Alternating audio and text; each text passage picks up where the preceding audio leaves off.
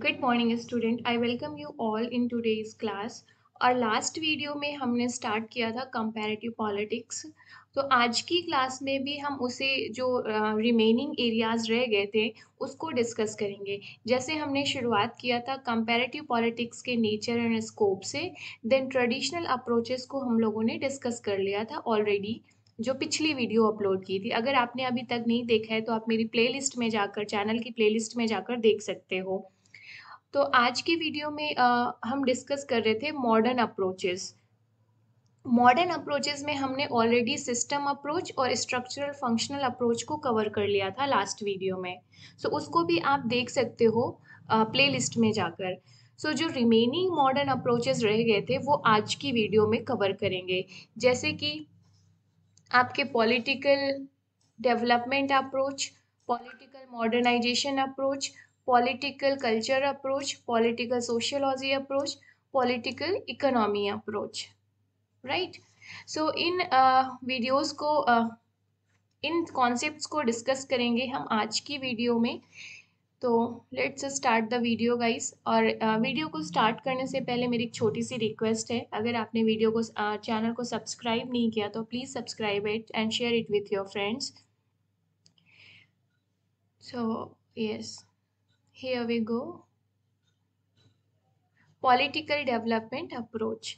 Political development approach में हम discuss करेंगे कि इससे रिलेटेड जो स्कॉलर्स हैं वो कौन हैं और ये इसका मेन ये अप्रोच की मेन कैरेक्टरिस्टिक क्या है। तो पॉलिटिकल डेवलपमेंट अप्रोच ये क्या है? एक टाइप ऑफ बिहेवियरल अप्रोच है। तो पॉलिटिकल डेवलपमेंट अप्रोच में जो सबसे ज़्यादा इन्फ्लुएंस पड़ा था, इम्पैक्टेड था, वो था बिहेवियलिज्म से। सो बिहेवियलिज्म एंड पोस्ट बिहेवियलिज्म में मैंने ऑलरेडी एक वीडियो बनाई हुई है, आप यूट्यूब मेरे जो चैनल है उसकी प्लेलिस्ट में जाकर देख सकते हो। सो पर्पस क्या था पॉलिटिकल डेवलपमेंट अप्रोच का? इस तरीके के अप्रोचेस का डेवलप था to study of developing areas. जैसा कि पहले हम लोगों ने डिस्कस किया है कि जो ट्रेडिशनल अप्रोचेस थे वो सुइटेबल नहीं हो रहे थे आपके जो डेवलपिंग कंट्रीज थी, जो थर्ड वर्ल्ड कंट्रीज थी, वहाँ के political institutions, structures and political process को कंपैरिजन करने के लिए, स्टडी करने के लिए, तो मॉडर्न अप्रोचेस इमर्ज होते हैं। जब मॉडर्न अप्रोचेस इमर्ज होते हैं तो उसमें पहला सिस्टम अप्रोच आता है। सिस्टम अप्रोच में कुछ खामियां होती हैं, कुछ लिमिटेशन होती हैं, जिसके बाद स्ट्रक्चरल फंक्शनल अप्रोच आता है। बट स्ट्रक्चरल और फंक्शनल अप्रोच के अपने कुछ खामियां थी, कुछ लिमिटेशंस थी, जिसकी वजह से फर्दर डेवलपमेंट होता है। तो नेक्स्ट मॉडर्न अप्रोच आता है आपका पॉलिटिकल डेवलपमेंट अप्रोच। तो पॉलिटिकल डेवलपमेंट अप्रोच के जो एक्सपोनेंट हैं, वो जिन्होंने इसको पॉपुलराइज किया है वो है लुसियन पाए एंड F.W. रिग्स। ये दो इम्पॉर्टेंट स्कॉलर्स हैं। आपको अपने आंसर में इनको इंक्लूड करना है, मेंशन करना है और अंडरलाइन करना है इसे। लुसियन पाई ने बेसिकली कुछ पैरामीटर्स दिए हैं पॉलिटिकल डेवलपमेंट के।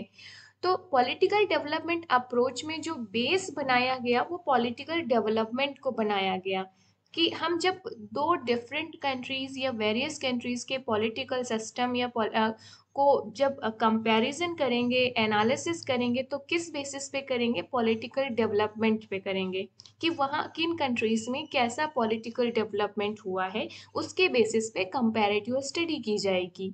अब इसके पैरामीटर्स क्या थे?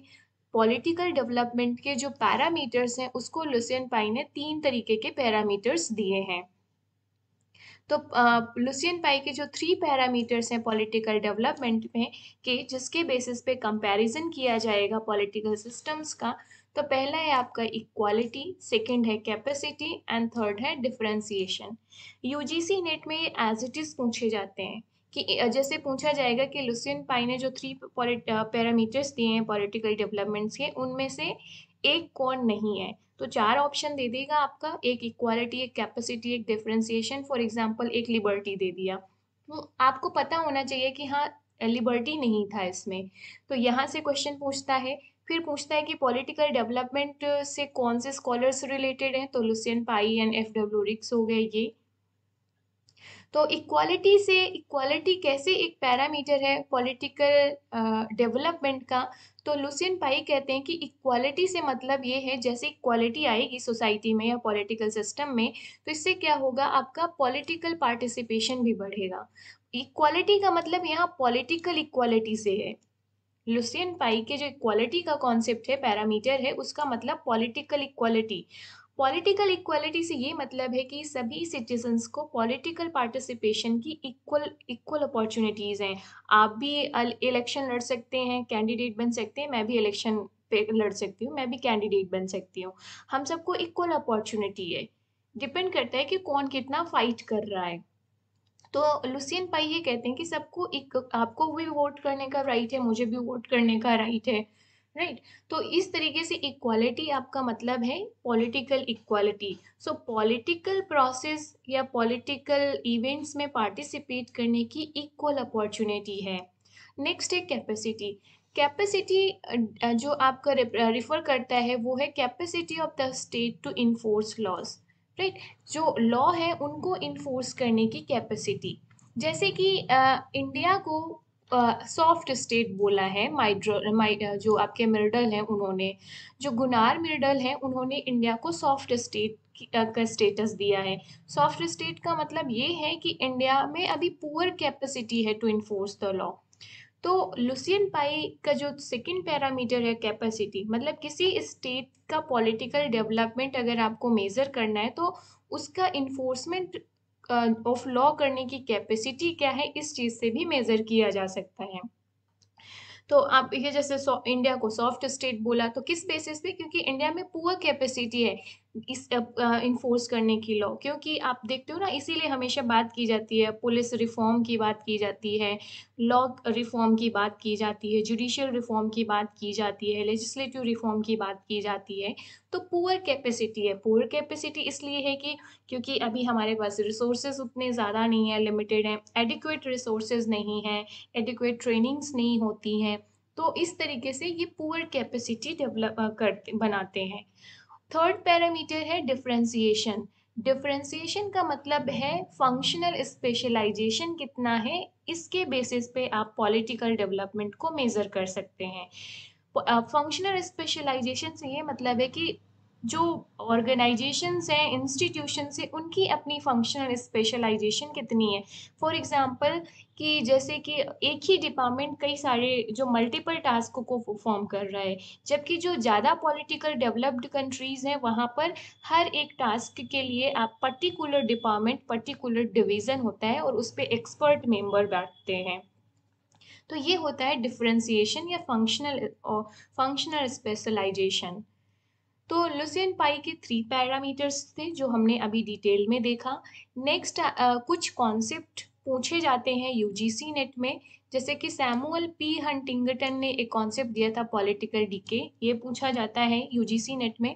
इसके बाद से एफ डब्ल्यू रिक्स का कॉन्सेप्ट ऑफ डेवलपमेंट ट्रैप, ये पूछा जाता है एग्जाम में यूजीसी नेट में। सो जो एफ डब्ल्यू रिक्स है वो कहते हैं कि कई बार जो डेवलपमेंट है वो जो डेवलपमेंट ट्रैप में बदल जाता है पॉलिटिकल डेवलपमेंट। क्यों? जब all dimensions of politic development equally consider develop नहीं होती हैं। जो all dimensions of development do not develop equally, कुछ ज़्यादा डेवलप हो गए, कुछ नहीं डेवलप हुए, तो यहाँ पर एक मिक्स तरीके का पॉलिटिकल डेवलपमेंट होता है जिसको इन्होंने नाम दिया है political concept of development trap. तो ये था आपका पॉलिटिकल डेवलपमेंट अप्रोच। तो पॉलिटिकल डेवलपमेंट अप्रोच में आपको क्या चीज़ें याद रखनी है, ये मैंने ऑलरेडी यहाँ पर हाईलाइट कर दिया है। नेक्स्ट अप्रोच आता है मॉडर्न अप्रोच, वो है political modernisation. So political modernisation में जब स्कॉलर्स आए तो उनका वो जिन जिन स्कॉलर्स ने, जैसे कि Samuel P Huntington, Edward shills, इन्होंने पॉलिटिकल मॉडर्नाइजेशन जो अप्रोच है उसको डेवलप किया। तो इन लोगों का ये मानना था कि जो पॉलिटिकल डेवलपमेंट है अप्रोच है वो अपने आप में बायस्ड है। मतलब कि अगर आप पॉलिटिकल डेवलपमेंट को कुछ सर्टेन पैरामीटर्स के बेसिस पे मेजर कर रहे हो तो ये सभी कंट्रीज के लिए सुटेबल नहीं है। पॉलिटिकल डेवलपमेंट इन लोगों ने क्रिटिसाइज किया, जो लुसियन पाई थे आपके और एफ.डब्ल्यू. रिक्स को, कि ये जो पॉलिटिकल डेवलपमेंट को कंसीडर कर रहे हैं on the lines of western liberal democracy. तो पॉलिटिकल डेवलपमेंट में जैसे क्या कहा गया कि अगर पॉलिटिकल डेवलपमेंट कुछ सर्टेन बेसिस पे होता है, जैसे कि कैपेसिटी, इक्वालिटी, पार्टिसिपेशंस, तो डिफरेंशिएशन, तो ये सब किसके क्या रिप्रेजेंट करते हैं? वेस्टर्न लिबरल डेमोक्रेसी को। तो इसका मतलब आप तभी कहेंगे कि किसी कंट्री में पॉलिटिकल डेवलपमेंट हुआ है जब वहाँ पे डेमोक्रेसी होगी। तो ये तो गलत हो गया ना, ये कहना है जो पॉलिटिकल मॉडर्नाइजेशन के एक्सपोनेंट हैं। तभी इन्होंने कहा कि नहीं, ये गलत है, हमें एक नए अप्रोच की ज़रूरत है, वो है पॉलिटिकल मॉडर्नाइजेशन। क्योंकि अगर मान लीजिए फॉर इन्होंने एग्जाम्पल देकर समझाया है जैसे चाइना का, तो अगर चाइना का पॉलिटिकल डेवलपमेंट हम इस बेसिस पे कंपैरिजन करें, मेजर करें, जो ऊपर पॉलिटिकल डेवलपमेंट अप्रोच में बताया गया है, इक्वालिटी, कैपेसिटी एंड डिफरेंशिएशन, तो इस बेसिस पे हम यही पाएंगे कि चाइना को मूव करना चाहिए टुवर्ड्स डेमोक्रेसी, बट ये तो मूव नहीं कर रहा है। सो political development for China requires that China should move towards democracy, but it's not happening. तो मार्क्सिस्ट है, उन्होंने चैलेंज किया था पॉलिटिकल डेवलपमेंट मॉडल को। क्यों? क्योंकि ये बायस्ड है और किसकी तरफ है? ये वेस्टर्न डेमोक्रेसी को रिप्रेजेंट करता है, वेस्टर्न लिबरल डेमोक्रेसीज के थॉट्स को रिप्रेजेंट करता है। तो इन स्कॉलर्स ने क्या किया, एक नया पैरामीटर्स डेवलप किया कंपैरिजन का। अब वो नया पैरामीटर्स क्या था? मॉडर्नाइजेशन। तो यहाँ से आपका निकल कर आता है political modernisation as an modern approach of comparative politics. अब देख लेते हैं कि मॉडर्न जो मॉडर्नाइजेशन है वो क्या है। मॉडर्नाइजेशन एक इकोनॉमिक कैटेगरी है, ये रेफर करता है आपका इकोनॉमिक डेवलपमेंट का, जैसे इंडस्ट्रियलाइजेशन, अर्बनाइजेशन, सेकुलराइजेशन, रेशनलाइजेशन, ये सारी चीज़ें इंक्लूड होती हैं। सो यहाँ पर जो पॉलिटिकल मॉडर्नाइजेशन अप्रोच है, यहाँ पर इन सारे पैरामीटर्स के बेसिस पे जो हमने यहाँ पर देखे हैं, 4 पैरामीटर्स, इन पैरामीटर के बेसिस पे कंपैरिजन किया जाता है जब हम पॉलिटिकल मॉडर्नाइजेशन अप्रोच को प्रैक्टिस करते हैं। तो यहाँ पर जब मॉडर्न, यहाँ पर क्या होगा, आपकी जो आइडियोलॉजिकल डायमेंशन है वो अपना इम्पोर्टेंस लूज करती है। सो पॉलिटिकल मॉडर्नाइजेशन एक तरीके से यहाँ पर एक नया मॉडर्न अप्रोच उभर कर आया। तो जो सैमुअल पी हंटिंगटन है वो कहते हैं कि countries go for modernisation, it ultimately move towards democracy. तो सैमुअल पी हंटिंगटन कहते हैं कि कंट्रीज अगर मॉडर्नाइजेशन की तरफ जाती हैं तो वो अल्टीमेटली किधर मूव करती हैं? डेमोक्रेसी की तरफ। So modernisation thesis face a major challenge in context of China. जब हम चाइना के कॉन्टेक्स्ट में बात करते हैं तो ये थेसिस फेल होती है, क्योंकि चाइना में मॉडर्नाइजेशन हुआ है, चाइना मॉडर्नाइजेशन की तरफ गया है, वहाँ पर आपका अर्बनाइजेशन हुआ है, इंडस्ट्रियलाइजेशन हुआ है, जीडीपी बढ़ी है, राइट, लेकिन वो डेमोक्रेसी की तरफ मूव नहीं हुआ है। तो आइडियली सैमुअल पी हंटिंगटन कहते हैं कि China should have move toward democracy, क्योंकि इन्होंने क्या कहा कि जब कंट्रीज मॉडर्नाइजेशन की तरफ जाती हैं तो वो डेमोक्रेसी की तरफ मूव करेंगी। बट ये थेसिस किसके कॉन्टेक्स्ट पे फेल होती है? चाइना की तरफ, क्योंकि चाइना में ऐसा नहीं हुआ है, क्योंकि वहां पर इकोनॉमिक मॉडर्नाइजेशन तो हो गया बट स्टिल वहां पर कंट्रोल किसका है? कम्युनिस्ट पार्टी का। और वो communist party day by day strong हो रही है। तो ये जो Chinese communist party has not gone for democratic reform, ये एक एक्सेप्शन बताया सैमुअल पी हंटिंगटन ने। सो क्रिटिसिज्म, अब हम पॉलिटिकल मॉडर्नाइजेशन को क्रिटिसाइज करते हैं, तो ये अबो एनालिसिस के बेसिस पे हम कह सकते हैं कि जो पॉलिटिकल मॉडर्नाइजेशन थ्योरी है ये भी अपने आप में न्यूट्रल नहीं है। क्यों न्यूट्रल नहीं है? क्योंकि इसका भी एक अपना इनहेरेंट एजेंडा था।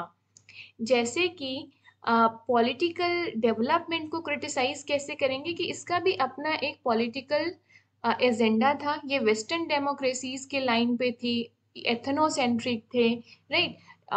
लेकिन नेक्स्ट आप जब मॉडर्नाइजेशन को क्रिटिसाइज करेंगे तो ये भी कहेंगे कि ये भी अपने आप में कंप्लीटली न्यूट्रल नहीं है, इसका इनहेरेंट एजेंडा था अपने आप में।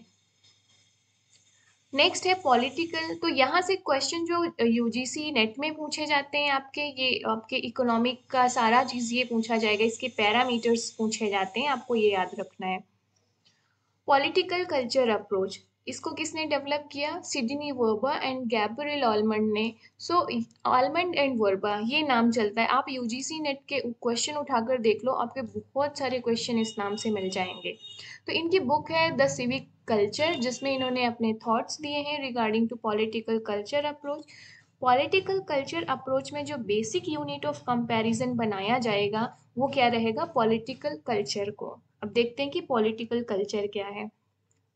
तो सिंपली कल्चर क्या होता है? कल्चर, जब कल्चर क्या है? कल्चर क्या है? सेट ऑफ नॉर्म्स है, वैल्यूज है, ओरिएंटेशन ऑफ द पीपल्स है। मतलब आप किस तरीके के बिलीव्स रखते हैं, किस तरीके की वैल्यूज फॉलो करते हैं, किस तरीके का आपका ओरिएंटेशन है, किस तरीके का आपका एटीट्यूड है, किस तरीके के कस्टम्स आप फॉलो करते हैं, राइट? ये कल्चर बनाता है। जैसे हम कहते हैं ना कि हमारा हिंदू कल्चर, मुस्लिम कल्चर, तो ये कल्चर रिप्रेजेंट करता है किस तरीके के नॉर्म्स एंड वैल्यूज वो फॉलो करते हैं। तो पॉलिटिकल कल्चर क्या है? एक सब टाइप है कल्चर का। कल्चर के कई सारी डायमेंशंस हो सकते हैं, political culture, economic culture, social culture, right? तो पॉलिटिकल कल्चर क्या है? एक सब टाइप है कल्चर का। तो कल्चर यहाँ पे पॉलिटिकल कल्चर अप्रोच में पॉलिटिकल कल्चर को क्या बनाया जाता है? कंपैरिजन करने का एक बेसिक फिनोमिना, यूनिट बनाई जाती है।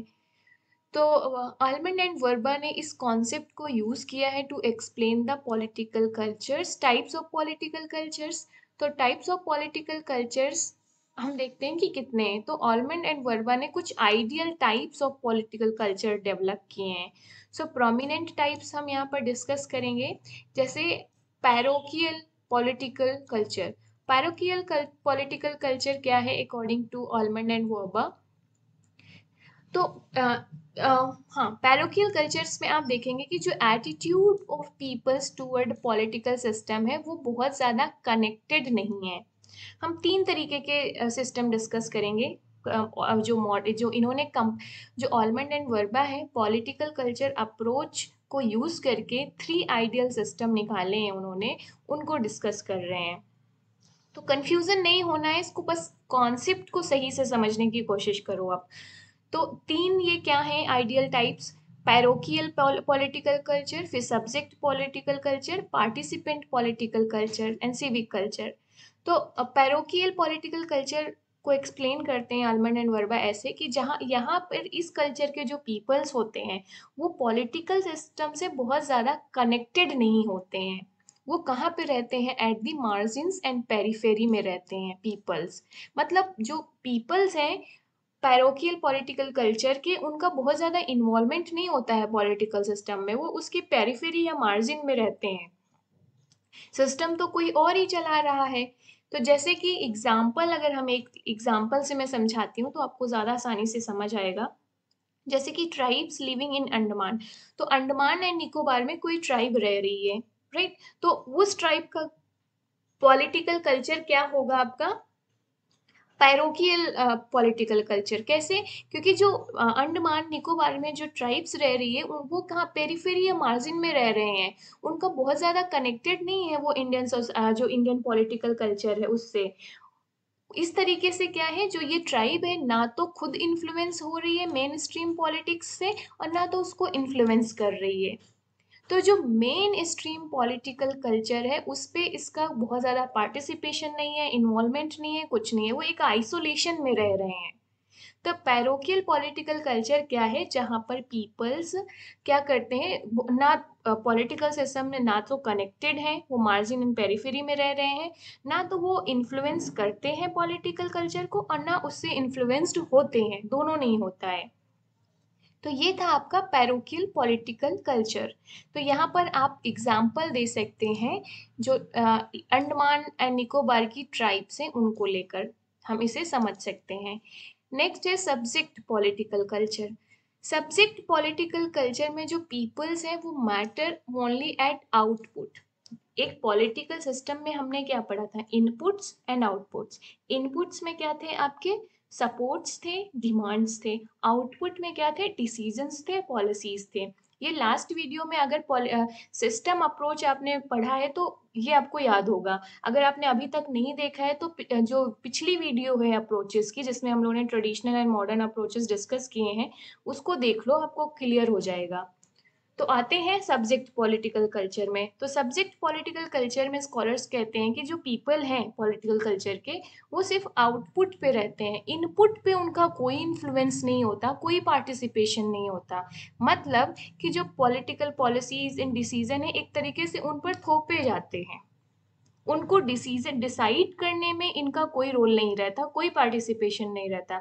सिस्टम ने डिसीजन ले लिए और लोगों पे थोप दिया कि आपको ये रूल फॉलो करना है, आपको ये नॉर्म्स फॉलो करना है, दैट्स इट। सो यहाँ पर आप देखोगे कि they are not very influential at the input level. It means that कि not in the position to determine what political system should do. तो उनका बहुत ज़्यादा से या पोजीशन इस चीज़ में नहीं रहती है कि पॉलिटिकल सिस्टम को क्या करना चाहिए, कैसा होना चाहिए, किस तरीके के रूल्स बनाने चाहिए। इन सब चीज़ों में उनका कोई स्टैंड नहीं होता, कोई पोजीशन नहीं होती है।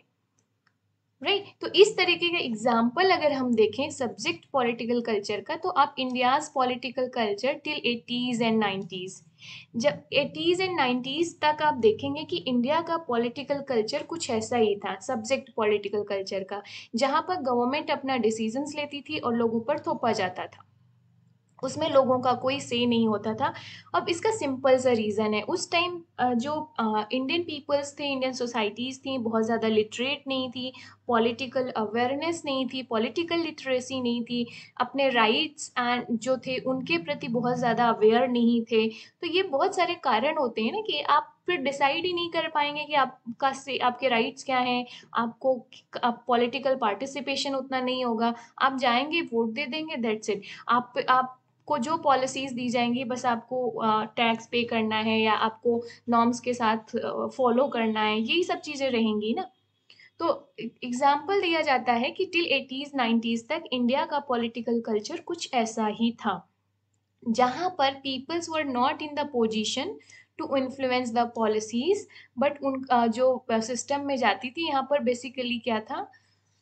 हाँ, इसका सबसे बड़ा रीज़न जो दिया जाता है, जैसा कि मैंने अभी बताया कि one of the reason for inability of Indian elites to take economic reforms. So economic reforms नहीं था, परचेजिंग पावर नहीं बढ़ी थी, लोगों को एजुकेशन नहीं था, उससे लिटरेसी नहीं थी। तो ये सारे बहुत सारे रीज़न थे इन सब चीज़ों के। नेक्स्ट, पार्टिसिपेंट पॉलिटिकल, तो ये थोड़ा एक स्टेप आगे बढ़ गया। हमारे जो पैरोकियल है उसमें तो ना तो इनपुट में रहते हैं ना आउटपुट पे रहते हैं। सब्जेक्ट पॉलिटिकल कल्चर में कहाँ पे है, आउटपुट पे रहते हैं पीपल, बट इनपुट पे नहीं रहते हैं। जबकि पार्टिसिपेंट पॉलिटिकल कल्चर में देखेंगे कि पीपल्स एक्टिव रोल प्ले करते हैं दोनों लेवल पे, इनपुट पे भी और आउटपुट पे भी। तो ये धीरे धीरे डेवलपमेंट हुआ। So people play active role at both level, inputs as well as output. It means that कि जो people हैं उस culture के, वो active participation करते हैं कहाँ पर, formulation of the laws में, decision making में, इन सब चीज़ों में। एग्जाम्पल दिया जाता है पॉलिटिकल कल्चर ऑफ स्विट्जरलैंड का। स्विट्जरलैंड में हमें पता है कि डायरेक्ट डेमोक्रेसी है। सो डायरेक्ट डेमोक्रेसी में पीपल्स डायरेक्टली पार्टिसिपेट करते हैं पॉलिटिकल प्रोसेस में, पॉलिटिकल डिसीजन मेकिंग में। तो यहाँ पर आप देखेंगे कि जो पीपल पार्टिसिपेशन है वो मैक्सिमम एक्सटेंट तक है। इंडिया में इस तरीके के कल्चर की ग्रोथ हुई है 21st सेंचुरी में, या आफ्टर द इकोनॉमिक रिफॉर्म आप देखेंगे कि जो पार्टिसिपेंट पॉलिटिकल कल्चर है वो धीरे धीरे इंक्रीज हुआ है, इसका ग्रोथ हुआ है। जैसे कि 73rd 74th constitutional amendment act, जिससे ग्रास रूट जो लेवल ऑफ डेमोक्रेसी है उसको इन्हेंस किया गया। तो ये भी क्या किया, लोगों का पार्टिसिपेशन बढ़ाया ग्रास रूट लेवल पर। तो यहाँ पर पार्टिसिपेंट पॉलिटिकल कल्चर ग्रो हुआ, डेवलप हुआ, इंक्रीज हुआ। इसी तरीके से सिविल सोसाइटीज का रोल बढ़ा। तो जन लोकपाल बिल जब इंडिया में इम्प्लीमेंट किया गया, तो ये भी एक एग्जाम्पल है जो ये रिफ्लेक्ट करता है कि इंडिया में there is a growing participant culture in India. तो जन लोकपाल बिल आप इंक्लूड कर सकते हो, 73rd 74th constitutional amendment act भी इंक्लूड कर सकते हैं। तो पार्टिसिपेंट पॉलिटिकल कल्चर, तो होप्स हो कि आपको ये समझ में आ गया होगा कि ये तीनों में डिफरेंस क्या है। पैरोकियल क्या है, ना तो इनपुट में रहते हैं ना आउटपुट में। जैसे कि अंडमान निकोबार की कोई एक ट्राइब का एग्जाम्पल ले लो आप। सब्जेक्ट पॉलिटिकल कल्चर में आउटपुट पे रहते हैं, मतलब सिर्फ वो इन्फ्लुएंस्ड होते हैं। जैसे कि इंडियन पॉलिटिकल कल्चर ले लो till 80s 90s। Participant political culture, दोनों साइड उनका एक्टिव रोल होता है, फुल्ली पार्टिसिपेट करते हैं पॉलिटिकल प्रोसेस में। तो जैसे कि स्विट्जरलैंड का एग्जाम्पल ले लो, इंडिया का ले लो 21st सेंचुरी में जन लोकपाल बिल का एग्जाम्पल दे दो। ये सारे जब एग्जाम्पल देकर आप एक्सप्लेन करोगे अपने आंसर को, ट्रस्ट मी गाइस, आपके मार्क्स इतने इनहेंस हो जाएंगे ना कि आपको पता ही नहीं चलेगा कि आपको इतने मार्क्स कैसे मिले। ये छोटे छोटे हैबिट्स हैं जो आपको अपने आंसर में रिफ्लेक्ट करानी है। और ये वाकई मैं अपने एक्सपीरियंस के साथ के हिसाब से कह सकती हूँ कि इन सब चीज़ों का बहुत एग्जाम्पल पड़ता है। जैसे कि आप बहुत सारे रिसेंट एग्जाम्पल्स ले सकते हो, उनके एग्जाम्पल कोट करो, इसका बहुत ज़्यादा इम्पैक्ट पड़ता है। तो सिविक कल्चर क्या है? सिविक कल्चर अब इन तीनों को मिलाकर बनता है सिविक कल्चर। सिविक कल्चर में सबसे मोस्ट कंडसिव माना जाता है डेमोक्रेसी के लिए। सिविक कल्चर आपका क्या है? Combination of participant culture, subject political culture and parochial political culture, जो हमने तीनों देखे। तो सिविक कल्चर क्या है? इन तीनों कल्चर का मिक्स है, कॉम्बिनेशन है। तो सबसे बेस्ट या कंडसिव जो माना जाता है डेमोक्रेसी के लिए, वो सिविक कल्चर माना जाता है। तो सिविक कल्चर में कहेंगे कि excessive participant culture is not good. यहाँ पर आप देखोगे कि जो अगर एक्सेसिव पार्टिसिपेशन होगा तो वो कन्वर्ट हो जा डेमोक्रेसी किस पे? मोबोक्रेसी में कन्वर्ट हो जाती है। तो इस तरीके से हमें बैलेंस रखना है। तो ये तीनों का कॉम्बिनेशन जब होगा तो बेस्ट सिविक कल्चर निकल कर आएगा, जो सबसे बेस्ट कंडीशन मानी जाती है डेमोक्रेसी के लिए। So the best scenario for democracy जब मेजोरिटी हैज पार्टिसिपेंट कल्चर, ना कि एवरी ओवरऑल 100% नहीं, मेजोरिटी हैज। डेमोक्रेसी तो रिप्रेजेंटेशन रिफर इसी चीज को करती है, majority rule. Sub section have the subject and parochial. तो आप देखोगे कि सिविक कल्चर आपका क्या है, जहां पर तीनों का कॉम्बिनेशन पाया जाता है। तो बेस्ट क्या है डेमोक्रेसी के लिए? आपका सिविक कल्चर। तो ये हो गया हमारा पॉलिटिकल कल्चर अप्रोच। तो आपको ये नाम याद रखना है, यूजीसी नेट में बहुत ज्यादा पूछा जाता है ऑलमंड वर्बा का पॉलिटिकल कल्चर का कॉन्सेप्ट। इनकी बुक याद रखना है आपको। फिर ये तीनों टाइप्स हैं, फिर तीनों का जो मिक्स है वो याद रखना है आपको। नेक्स्ट आते हैं, नेक्स्ट मॉडर्न अप्रोच है आपका political sociology approach. Political sociology approach में जो हिस्ट्री ऑफ पॉलिटिकल सोशियोलॉजी है उसको बेस माना जाएगा आपका कंपैरिजन का।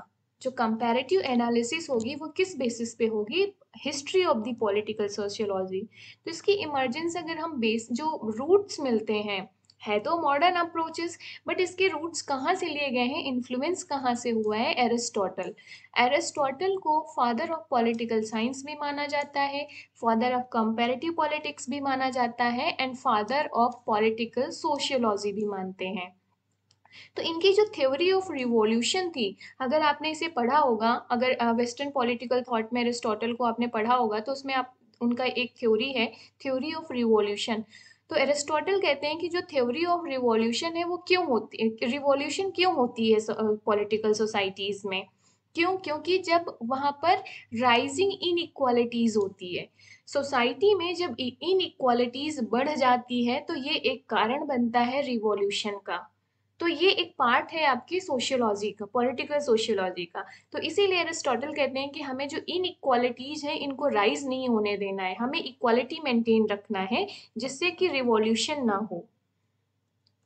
हाँ, तो अब देखेंगे कि दूसरा इनका जो रूट्स है वो कहाँ मिलता है? मैकेवेली के थॉट्स पे।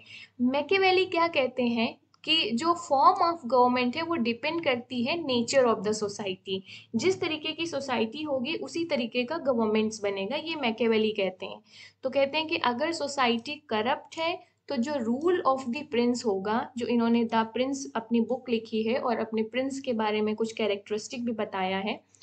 तो मैकियावेली कहते हैं कि अगर सोसाइटी करप्ट है तो रूल ऑफ प्रिंस कैसा होगा? विथ आयरन हैंड, मतलब एक बहुत ही क्रूवेल, रूड एंड टफ रूल होगा। अगर सोसाइटी करप्ट है। तो मैकियावेली के अकॉर्डिंग भी जो सोशियोलॉजिकल फैक्टर्स हैं वो भी एक डिसाइडिंग फैक्टर होते हैं कि पॉलिटिकल सिस्टम किस तरीके का होगा। तो पॉलिटिकल सोशियोलॉजी अप्रोच में जो सोशियोलॉजिकल फैक्टर्स हैं उनको कंसीडर किया जाता है, उनको यूनिट माना जाता है कि वो पॉलिटिकल सिस्टम्स को कैसे इम्पैक्ट करते हैं, इन्फ्लुएंस करते हैं, और उसके बेसिस पे कंपैरिजन किया जाता है। तो इनके जो हिस्टोरिकल आप देखेंगे कि रूट्स हैं वो कहाँ मिलते हैं, एरिस्टोटल एंड मैकियावेली के थॉट्स पे। तो four main areas of research in political sociology में फोर मेन एरियाज क्या हैं आपके। एक तो socio political formation of the modern state, ये कैसे हुआ है। Social inequalities between the groups जैसे कास्ट, क्लास, रिलीजन, ये कैसे इन्फ्लुएंस करते हैं पॉलिटिक्स को। नेक्स्ट की जो public opinion, ideologies, political parties, pressure group, social movements, ये सब कैसे ट्रेंड्स पे आते हैं, ये कैसे ऑपरेट कर रहे हैं, और ये कैसे अफेक्ट करते हैं फॉर्मल पॉलिटिक्स को, ये सारा डिस्कशन किया जाता है। पावर रिलेशनशिप को डिस्कशन किया जाता है with in and between the social groups, bureaucracy, media, कि इनके बीच में पावर रिलेशन क्या है, कौन ज़्यादा पावरफुल है, किसके किसकी क्या वीकनेसेस हैं, क्या किसके स्ट्रॉन्ग एरियाज हैं, इन सबको डिस्कशन करते हैं। थ्री मेजर फ्रेमवर्क हैं जो पॉलिटिकल सोशियोलॉजी में एम्प्लॉयड होते हैं, जैसे प्लूरलिज्म, अलाइट या managerial theory, and class analysis. So pluralism क्या है, sees politics as a contest among different contesting interest. Pluralism का मतलब है कि कई तरीके के ग्रुप प्रेजेंट हैं पॉलिटिक्स में और उनके जो इंटरेस्ट हैं उनमें कंपटीशन है, ये होता है प्लूरलिज्म। वेरियस टाइप के ऑर्गेनाइजेशन, इंस्टीट्यूशंस, ग्रुप्स प्रेजेंट हैं सोसाइटी में, तो ये है प्लूरलिज्म। जैसे नेक्स्ट एलाइट थ्योरी। सो एलाइट थ्योरी या मैनेजरियल थ्योरी है, ये फोकस करती है रोल ऑफ एलाइट्स पे इन मैनेजमेंट ऑफ पावर में। तो इन मॉडर्न टाइम्स में जो एलाइट लीडर्स हैं जो स्ट्रॉन्ग ऑर्गेनाइजेशनल स्किल्स को रिप्रेजेंट करते हैं, तो ये जैसे कि आपके Weber, Theda, Skocpol, processes has made understanding. Class analysis जो आपका नेक्स्ट है, उसमें ये मार्क्सिस्ट का पॉइंट ऑफ व्यू करता है, जैसे कि framework emphasises the role of capitalist class. Class analysis कौन करता है, मार्क्सिस्ट ग्रुप के पीपल्स करते हैं। तो वो कहते जो रोल ऑफ कैपिटलिस्ट क्लास है वो बहुत ज़्यादा डिफाइंड इन्फ्लुएंस करता है किसको, पॉलिटिकल सिस्टम को। हमने पढ़ा था ना इनका जो बेस स्ट्रक्चर फिर सुपर स्ट्रक्चर, तो मार्क्सिस्ट कहते हैं कि जो बेस स्ट्रक्चर है वो इन्फ्लुएंस करता है, बनाता है किसको, सुपर स्ट्रक्चर को। तो मार्क्सिस्ट की जब क्लास लेंगे तब हम उसको ये डिटेल में डिस्कस करेंगे। तो पॉलिटिकल सोशियोलॉजी को हमने यहाँ पे डिस्कस कर लिया। नेक्स्ट है लिमिटेशन क्या है पॉलिटिकल सोशियोलॉजी को। तो मतलब क्रिटिसिज्म अगर देखा जाए तो जो स्कॉलर्स हैं क्रिटिसाइज करते हैं पॉलिटिकल सोशियोलॉजी अप्रोच को, ये कहते हैं कि ये बहुत ज़्यादा एम्फेसाइज करता है सोसाइटी में या सोशियोलॉजिकल फैक्टर्स पे ना। तो इस तरीके से इतना ज़्यादा करते हैं कि जो थेडा इसको पॉल हैं, ये कहते हैं कि bringing the state back in, मतलब सोसाइटी बहुत ज़्यादा हो गया, स्टेट को वापस लाओ। Political science is all about state, right. तो it undermines the role of institutions, ये क्रिटिसिज्म या लिमिटेशन है पॉलिटिकल सोशियोलॉजी अप्रोच के। Ignores the role of economy play in politics. तो ये हो गया आपका लिमिटेशन इन पॉलिटिकल सोशियोलॉजी में। लास्ट अप्रोच है हमारा पॉलिटिकल इकोनॉमी। पॉलिटिकल इकोनॉमी नाम से ही समझ आ रहा है जैसे आपको कि जो पॉलिटिकल इकोनॉमी है उसको बेसिक माना जाएगा कंपैरिजन का। तो ये पॉलिटिकल इकोनॉमी अप्रोच हालांकि मॉडर्न अप्रोच है, बट इसके रूट्स हमें बहुत पुराने जो एंशियंट पॉलिटिकल थॉट्स हैं वहाँ पर मिलते हैं। जैसे कि आपको याद होगा जो कौटिल्याज हैं अपनी अर्थशास्त्र में बहुत सारे पॉलिटिकल इकोनॉमी की से रिलेटेड डायमेंशंस को एक्सप्लेन किया है। जैसे कि वो कहते हैं कि स्टेट का क्या काम है, स्टेट इज टू, सबसे बड़ा ऑब्लिगेशन स्टेट का यही है कि to secure the material well being of its people. तो कौटिल्यास अपने अपने अर्थशास्त्र में, इस जो कौटिल्यास की अर्थशास्त्र है इसको ऐसे ट्रीट किया जाता है as a first text book in political economy. तो क्यों? इसका रीज़न था कि कौटिल्य ने स्टेट का सबसे इम्पोर्टेंट ऑब्लिगेशन या ड्यूटी थी कि स्टेट को अपने जो लोगों की मटेरियल वेलबींग को सिक्योर करना है। नेक्स्ट आप वेस्ट में देखेंगे कि वेस्ट के जो ट्रेडिशन ऑफ पॉलिटिकल इकोनॉमी है वो स्टार्ट होता है एडम स्मिथ के पॉलिटिकल थॉट से। तो एडम स्मिथ है, उन्होंने पॉलिटिकल इकोनॉमी आपके तो थॉट है, उन्होंने अपनी book health wealth of Nations में दिया। ये बुक पूछी जाती है गाइस यूजीसी नेट में, ये जो कौटिल्यास का, फिर एडम स्मिथ, ये सब पूछे जाते हैं। और अगर आप ये सारे फैक्ट्स पॉइंट्स अपने आंसर में सेमेस्टर्स के एग्जाम में मेंशन करते हो, आपके मार्क्स बहुत ज़्यादा इंक्रीज करेंगे, आपको पता ही नहीं चलेगा। सो आप बस हैबिट डालो। मैं अपने लेक्चर से इंफॉर्मेशन तो मैं आपको जो दे रही हूँ वो दे ही रही हूँ, बट मेरा सबसे बड़ा टारगेट ये है कि छोटे छोटे इम्प्रूवमेंट करके आप अपने में एक बहुत ज़्यादा चेंजेस लाओ, अपने आप को ट्रांसफॉर्म करो कि सेमेस्टर्स में अच्छा परफॉर्म कैसे करते हैं, कैसे आप मैक्सिमम नंबर मैक्सिमम परसेंटेज को बना सकते हो अपने सेमेस्टर्स में। सो पॉलिटिकल इकोनॉमी क्या रिप्रेजेंट करती है कि कैसे इकोनॉमिक्स और पॉलिटिक्स आपस में इंटरकनेक्टेड हैं और इंटरफेयर करते हैं। सो पॉलिटिकल इकोनॉमी के जो स्कॉलर्स हैं वो कहते हैं कि जो क्या एनालाइज करते हैं economic policies of the state. Political economy का मेन फोकस कहाँ रहता है? Economic policies of the state क्या हैं, और इन economic policies of the state को इन्फ्लुएंस कौन कौन से फैक्टर करते हैं। So influence of political factors on economic outcomes of the state, और इसका वाइस वर्सा है, जैसे कि economic outcomes of the state हैं वो पॉलिटिकल फैक्टर्स को कैसे इन्फ्लुएंस करते हैं।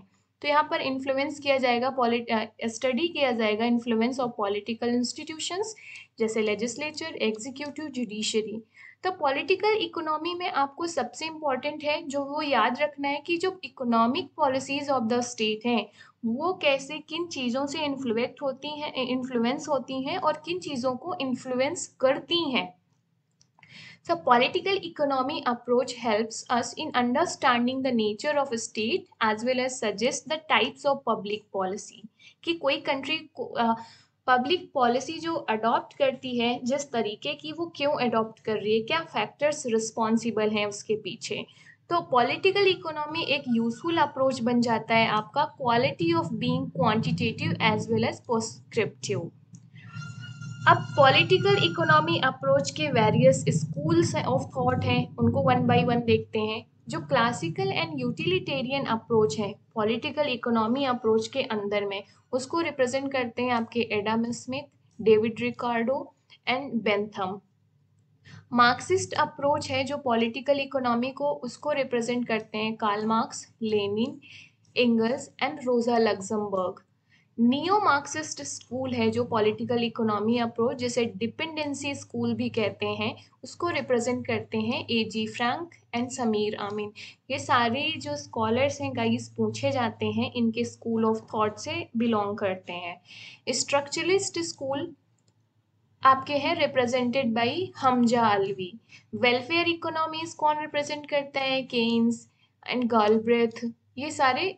और अभी कॉन्टेम्पररी टाइम पे जैसे Amartya Sen. New liberal school को कौन रिप्रेजेंट करता है? आपका हैक, नॉजिक, जगदीश भगवती, इसके बाद पंगारिया हो गए आपके। Public choice school, James Buchanan. तो ये सारे आपका यूजीसी नेट के लिए बहुत ज़्यादा इम्पॉर्टेंट है। और आप अगर अपने आंसर्स में कुछ थोड़े बहुत स्कूल्स को मेंशन कर पाते हो, जितने भी याद रहे आपको, जैसे कि पॉलिटिकल इकोनॉमी अप्रोच के डिफरेंट स्कूल ऑफ थॉट हैं, तो आप मार्क्सिस्ट तो याद ही रहेगा, कार्ल मार्क्स, ये तो भूलना नहीं चाहिए आपको। मार्क्स एंड लेनिन ये कर दो, क्लासिकल आप एडम स्मिथ, डेविड रिकार्डो कर दो, नियो मार्क्सिस्ट कर दो। जितने आप मैक्सिमम कर सकते हो ना इसके डिवीजन अपने आंसर्स में, उतना ही अच्छा आपका आंसर बनेगा। और ये सारे फैक्ट यूजीसी नेट में पूछे जाते हैं, ये स्लाइड यूजीसी नेट के लिए बहुत ज़्यादा इम्पोर्टेंट है। तो ये हो गया different schools of political economy approach. Next है कि पॉलिटिकल इकोनॉमी अप्रोच जो है इंडिया में कौन कौन से स्कॉलर्स हैं जिन्होंने यूज़ किया है इसको, ये भी बहुत ज़्यादा यूजीसी नेट में पूछा जाता है गाइस। जैसे कि प्रणम बर्धान हो गए, अतुल कोहली हो गए, रुडोल्फ एंड रुडोल्फ हो गए ना, जो फ्रांसीन फ्रैंकेल हो गए, गुनार मिर्डल हो गए, ये सब पूछे जाते हैं। अब आपका काम है यूजीसी नेट के लिए कि इनकी बुक्स कौन कौन सी हैं। जैसे अतुल कोहली की बुक्स कर लो आप, कौन सी बुक्स हैं ना, गुनार मिडल की बुक कर लो, ये सब यूजीसी नेट में ऐसे पूछा जाता है। तो आपकी प्रिपरेशन यहाँ पर साइमल्टेनियसली चलेगी यूजीसी नेट के लिए भी। इसके बाद से जो डिसएडवांटेज है पॉलिटिकल इकोनॉमी अप्रोच का, वो ये है कि इसका जो फोकस है वो इकोनॉमिक पॉलिसी में ज़्यादा फोकस करता है। तो ये आप इसका इस तरीके से कंक्लूड कर सकते हैं। तो यहाँ से हमारे जो modern approaches of comparative politics है वो खत्म होते हैं। तो आप जो पहला वीडियो है कंपैरेटिव पॉलिटिक्स का और नेचर एंड स्कोप का अप्रोचेस का, और ये वीडियो, ये दोनों वीडियोस पढ़ेंगे आप, तभी आपका एक कॉम्प्रिहेंसिव वे में तैयार हो जाएगा कंपैरेटिव पॉलिटिक्स का नेचर, स्कोप एंड अप्रोचेस। तो दोनों वीडियो आपको देखनी पड़ेंगी ताकि आपको, अगर आपको क्लियर अंडरस्टैंडिंग चाहिए तो एक देख लेंगे, दूसरी नहीं, तो मुझे नहीं लगता कि वो को बहुत ज़्यादा बेनिफिशियल होगी आपको। सो एडवांटेज क्या है अब कंपैरेटिव पॉलिटिक्स के, वो डिस्कस करते हैं। पहले तो गेनिंग नॉलेज, तो by comparison micro and level पर आपको क्या है, डिफरेंट कंट्रीज की पॉलिटिक्स के बारे में आप लर्न करते हैं। सो ये it helps in understanding the politics in the various countries. So evaluating good practices and avoid mistakes. तो आप जब कंपैरेटिव स्टडी करते हो तो इसका दूसरा एडवांटेज ये है कि आप ये निकाल पाते हो कि आइडियल सिस्टम क्या है, आइडियल टाइप ऑफ सिस्टम क्या है, आइडियल टाइप ऑफ गवर्नमेंट क्या है। तो इस तरीके से आप गुड प्रैक्टिसेस इवेलुएट करते हैं और मिस्टेक्स को, जो जो बैड प्रैक्टिसेस हैं उनको अवॉइड कर पाते हैं। इनहेंस ऑब्जेक्टिविटी, तो आपका जो कंपैरेटिव स्टडी है वो ऑब्जेक्टिविटी को बढ़ाता है। नेक्स्ट है comparative methods to make enterprise more scientific, ये साइंटिफिक बनाते हैं, क्योंकि बेटर आप कंपैरिजन जब करते हैं ना तो बेटर एनालिसिस एंड अंडरस्टैंडिंग होती है, वेरिफिकेशन होता है, रिजेक्शन होता है बिहेवियरल ट्रेंड्स का, डिफरेंट इंस्टीट्यूशन कैसे फंक्शन करते हैं, किस तरीके के एटमॉस्फेयर में करते हैं, ये इस तरीकों का एनालिसिस होता है। तो ये कुछ एडवांटेज हो गए। अब आपका जैसे पूछा जाए कि कंपैरेटिव पॉलिटिक्स का आपको के नेचर एंड स्कोप के बारे में लिखना है, तो वहाँ पर भी आप इन एडवांटेज एंड डिसएडवांटेज या लिमिटेशन कर सकते हो। ये आपका कंक्लूजन होगा बेसिकली जो फर्स्ट वीडियो है उसका। सो लिमिटेशन ऑफ कंपैरेटिव पॉलिटिक्स क्या है, range of variables first limitation है। लिमिटेशन ऑफ कंपैरेटिव पॉलिटिक्स मतलब क्रिटिसिज्म। तो यहाँ पर स्कॉलर्स कहते हैं कि बहुत मल्टीपल्स वेरिएबल्स हैं, जैसे कि सोसाइटी, हिस्ट्री, क्लाइमेट। हमने देखा ही ना कि मॉडर्न अप्रोचेस में आप देखो ना, इकोनॉमी, कल्चर, सोशियोलॉजी, सिस्टम्स, बहुत सारी चीज़ों को कंसीडर किया है। तो economy, resources and all the factors can be quantified and observe, they also operate at various degree in various state. तो ये जो क्रिटिसाइज करते हैं वो ये कहते हैं कि जो रेंज ऑफ वेरिएबल्स हैं ये हर एक स्टेट में, हर टाइप के एटमॉस्फेयर में अलग तरीके से काम करते हैं, आप इन्हें कैसे क्वांटिफाई कर सकते हैं। लैक ऑफ साइंटिफिक इंफॉर्मेशन, तो कहते हैं कि जो पब्लिक इंफॉर्मेशन है कई तरीके से, कई बार क्या होती है, इनकम्प्लीट होती है। जैसे कि एग्जाम्पल, चाइना में आप देखेंगे कि स्ट्रॉन्ग कंट्रोल है कि क्या बाहर आना चाहिए, या टोटलिटेरियन कंट्रीज हैं वहाँ पर भी आप जो रियल इंफॉर्मेशन है वो नहीं निकाल पाएंगे, जैसे कि नॉर्थ कोरिया। तो अब आप कैसे कंपैरिजन करेंगे इन स्टेट्स का, तो लैक ऑफ सफिशिएंट इंफॉर्मेशन। तीसरा आपका लिमिटेशन क्या है, प्रॉब्लम ऑफ ऑब्जेक्टिविटी। तो सर्टेन सोशल प्रैक्टिसेस हैं वो कहते हैं कि उनको आप कंपैरिजन कर ही नहीं सकते हैं, और इसमें सबसे ज़्यादा जो एग्जाम्पल दिया जाता है वो दिया जाता है जैसे इंडिया में caste system. Caste system India में ही प्रेजेंट है, कहीं बाकी कंट्रीज में, वेस्टर्न कंट्रीज में पर्टिकुलर कास्ट सिस्टम नहीं चलता है। तो प्रॉब्लम ऑफ ऑब्जेक्टिविटी, जैसे अंबेडकर ने इस चीज़ को, अंबेडकर जी ने, डॉक्टर अंबेडकर ने इस चीज़ को हाईलाइट किया था कि कुछ सोशल प्रैक्टिसेस हैं वो कुछ पर्टिकुलर जगह पे ही होती हैं, जैसे कि कास्ट सिस्टम इंडियन सोसाइटी में प्रैक्टिस किया जाता है, वेस्टर्न सोसाइटी में तो प्रैक्टिस ही नहीं होता। तो कंपैरिजन का ये क्राइटेरिया ही नहीं रखा गया है, जबकि इंडिया में जो ये कास्ट सिस्टम है बहुत हद तक इंटरफेयर करता है या इन्फ्लुएंस करता है पॉलिटिकल सिस्टम को। नेक्स्ट है डायनेमिक नेचर ऑफ डिसिप्लिन। तो ये एक लिमिटेशन हो जाती है कि जो डिसिप्लिन है बहुत डायनेमिक इन नेचर है, मल्टीपल फैक्टर्स हैं जो शेप करते हैं पॉलिटिक्स को, कभी स्टैटिक नहीं है। तो आज हम जो कंपैरिजन कर रहे हैं ज़रूरी नहीं है कल को वो रेलेवेंट रहे। जैसे कि हमने देखा ना कि मॉडर्न कंपैरिजन में कैसे कैसे डेवलपमेंट हुआ है नीड के अकॉर्डिंग। पहले सिस्टम अप्रोच आया, फिर स्ट्रक्चरल फंक्शनल अप्रोच आया, जब वो सफिशिएंट नहीं रहा तो पॉलिटिकल डेवलपमेंट अप्रोच आया, पॉलिटिकल डेवलपमेंट अप्रोच और रेलेवेंट नहीं रहा तो पॉलिटिकल मॉडर्नाइजेशन आया। तो इसमें ये लिमिटेशन में ये कहा जाता है कि जो कंपैरेटिव पॉलिटिक्स है ये क्या है, बहुत डायनेमिक है, जो मल्टीपल फैक्टर्स पॉलिटिक्स को शेप करते हैं। इसकी वजह से आज जो हम कंपेयर कर रहे हैं, कंपैरिजन, जरूरी नहीं है कि ये एनालिसिस कल भी रेलेवेंट रहे। तो ये एक प्रॉब्लम क्रिएट करता है। तो ये थे इसके लिमिटेशंस। तो hope you got the idea about the advantage and disadvantage, ये लिमिटेशन। अब तो आप जब भी क्रिटिसिज्म लिखने को आएगा या कंपैरेटिव पॉलिटिक्स का नेचर एंड स्कोप दे रहे होंगे तो उसमें ये लिमिटेशन जरूर ऐड करेंगे। Getting it? तो इस वीडियो में गाइस इतना ही। और हाँ, यहाँ पर हमने चीज़ें कवर कर ली हैं ऑलमोस्ट। फर्स्ट यूनिट आपकी कवर हो गई है, जिसमें से आपका nature and scope, comparative politics की मीनिंग एंड डेफिनेशन, इसके बाद से फीचर्स, वेरियस अप्रोचेस, इसमें traditional approach and modern approaches हमने सभी डिस्कस कर लिए हैं। लास्ट में हमने कुछ एडवांटेज क्या है कंपैरेटिव पॉलिटिक्स के और लिमिटेशन क्या है कंपैरेटिव पॉलिटिक्स की, ये डिस्कस कर लिया है। इतनी इंफॉर्मेशन सफिशिएंट है आपके यूजीसी नेट के लिए और साथ में आपके सेमेस्टर्स एग्जाम के लिए। चाहे आप बीए में, आपका जहाँ पर भी कंपैरेटिव पॉलिटिक्स टॉपिक है या ये पेपर है कंपैरेटिव पॉलिटिक्स का, चाहे आपका बीए एलएलबी क्यों ना हो, तो उसके लिए भी ये यूज़फुल है। तो लास्ट में मेरी आपसे यही रिक्वेस्ट है कि please like, share and subscribe my channel, और इसको जितना हो सके शेयर करना अपने फ्रेंड सर्कल में, अपने ग्रुप्स में, ज़्यादा से ज़्यादा लोगों तक इसकी रीच हो, ताकि मुझे भी मोटिवेशन मिले इस तरीके के और वीडियोस बनाने के लिए आपके लिए। मेरा एम यही है कि मैं जो कॉलेजेस के बच्चे हैं उनको मैं एक अफोर्डेबल और अच्छी एजुकेशन दूँ, उनके लिए अच्छे लेक्चर्स बना पाऊँ जिससे कि वो अपने सेमेस्टर्स में बेटर परफॉर्म करें और अच्छे परसेंटेज बनाएं। This is my objective, aim and objective. आपका परसेंटेज अच्छा बने, आप अपने सेमेस्टर्स में मैक्सिमम स्कोर करें। Okay, so see you in the next video. तब तक के लिए bye bye, keep learning and keep exploring.